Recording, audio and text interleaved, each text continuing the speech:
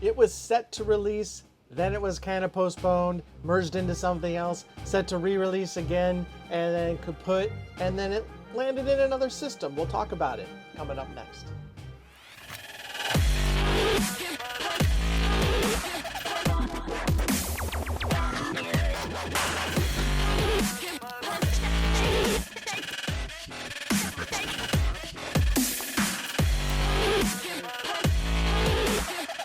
What is this?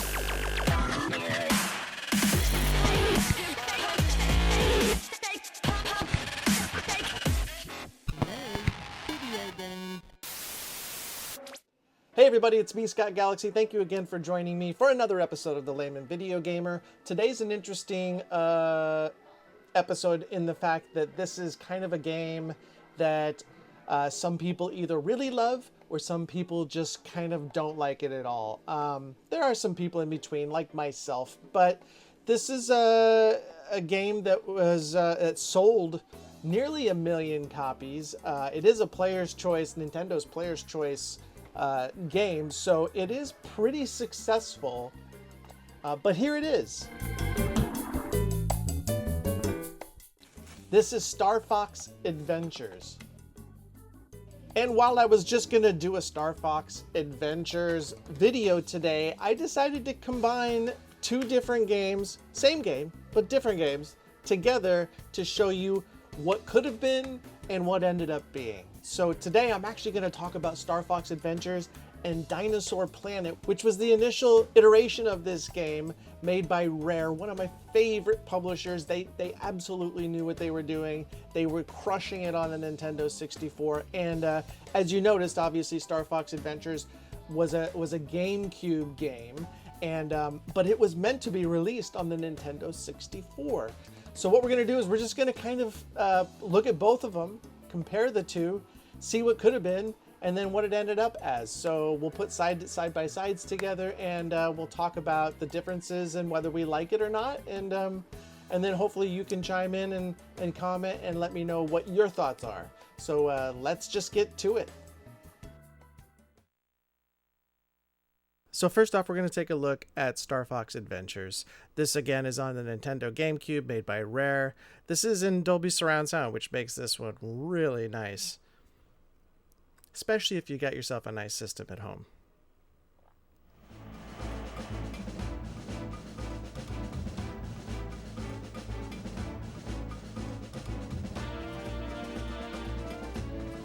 So I kind of let this run a little bit just to kind of give you an idea of what this Star Fox Adventures game looks like. But then let's just kind of get into it.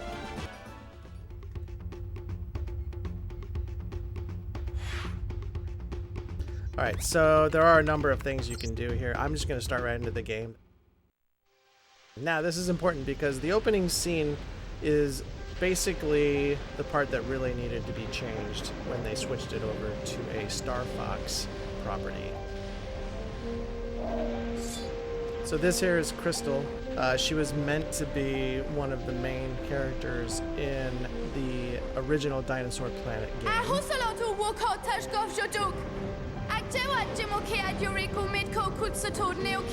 But they relegated her to kind of just being the opening scene before you get to Star Fox. So she's basically, this is it. This is all you get to play with her. Now this is a great opening. It's a great scene. Gets you kind of into the game. Beautiful graphics. Great sound.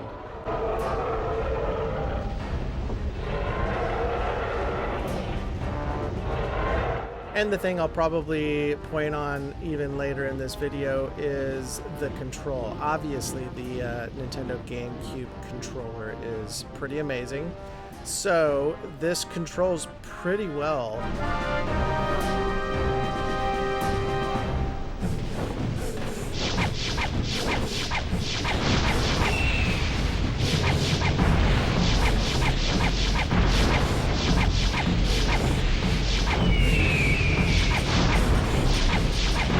Alright, so let's get into Dinosaur Planet. Let's show you that. Again, this is also in surround sound, Dolby surround sound.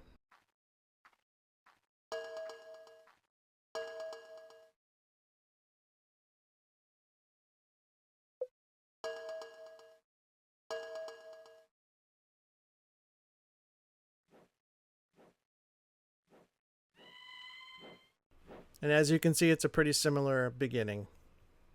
But the story is a little bit different.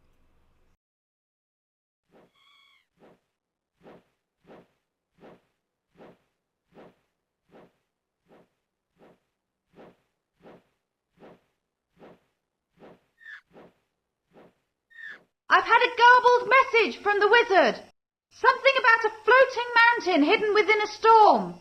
Why he thinks Princess Kite will be out here, I don't know.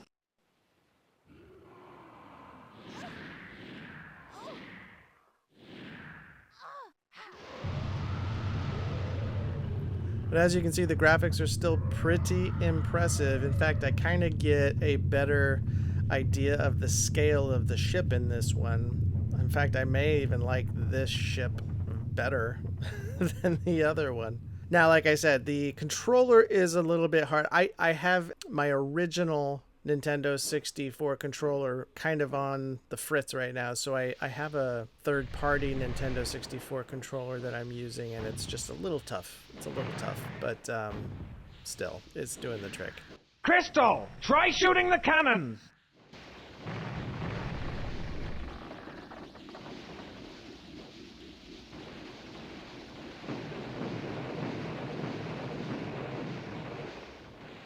So let's go ahead and compare the two side by side.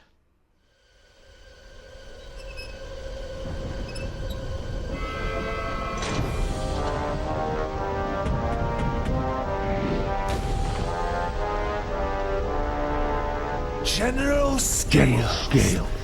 Ruler, tyrant, and dictator of the sharp DINOSAUR tribe. Planet. And who might you be, animal girl? My name is Krystal, and I've come to the princess. She's a long way from home. Krystal, I can't believe the wizard asked that girl to do her dirty work. How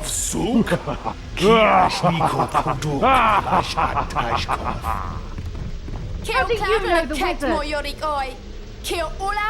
Let's just say we had a nice little chat, and he's agreed to take a rest for a while, at least until I've taken over the planet. You coward Scales, my mother will send an army against you. Ah yes, Princess Kite, your mother. Once I've dealt with this animal, then we'll pay your mother a visit.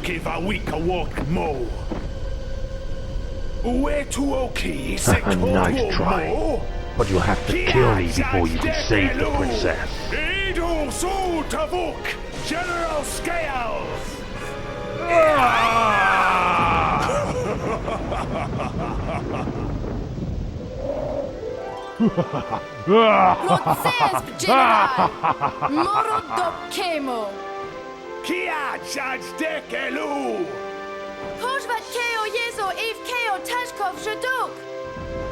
So I'm going to skip the cinematic here and just get straight into the part where they kind of merge back together and get into the gameplay for the first stage.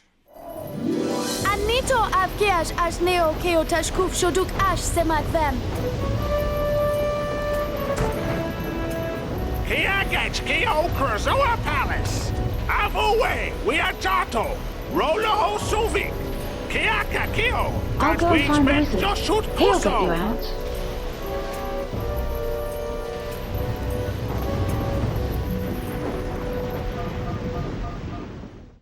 So you can almost immediately see the differences in the graphical abilities of the systems.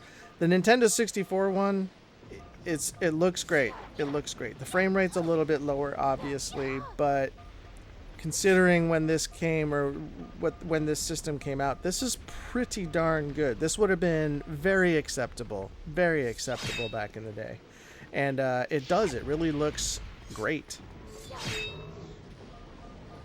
But the details are just so much better on the GameCube version, whether it's the lead character or if it's the enemies. Obviously this is finished, I get that, versus Dinosaur Planet, but it's just a much better, well-rounded graphical game. Help!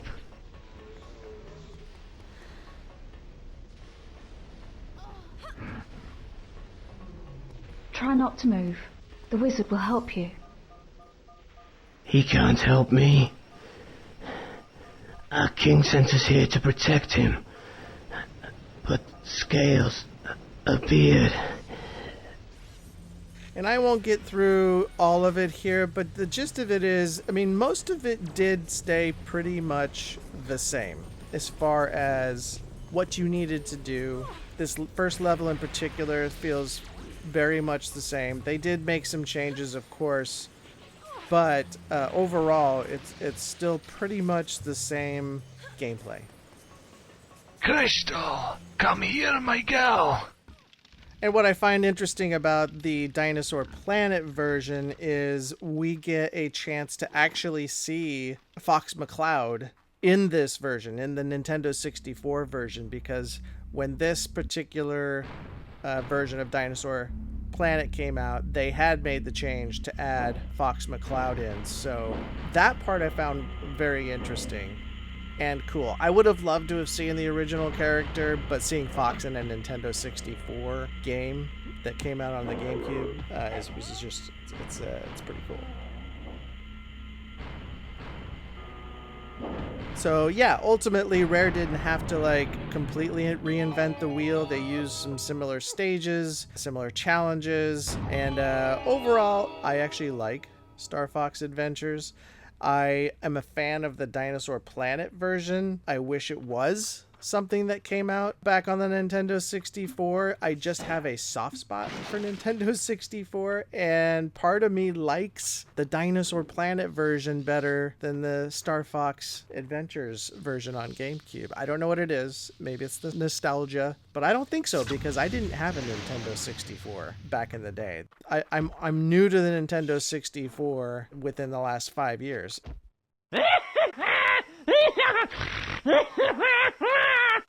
Shut up.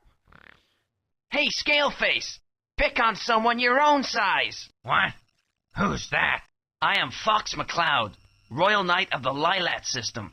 I've come to take the prince back to his home. Hey, wait! So I am curious to see what you guys think about it.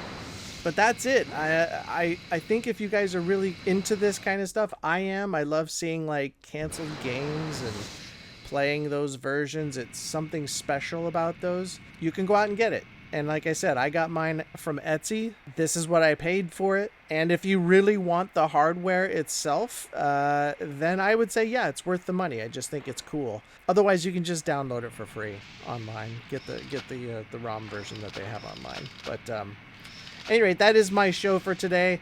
Please leave a comment. Let me know what you guys think about it. And I will be looking forward to having you back on the next episode of the Layman Video Gamer. Don't forget to subscribe before you go, though.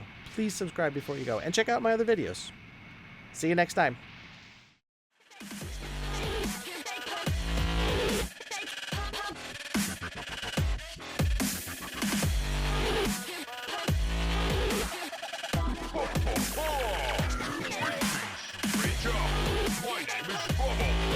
I'm a swap stone. Swap sabers at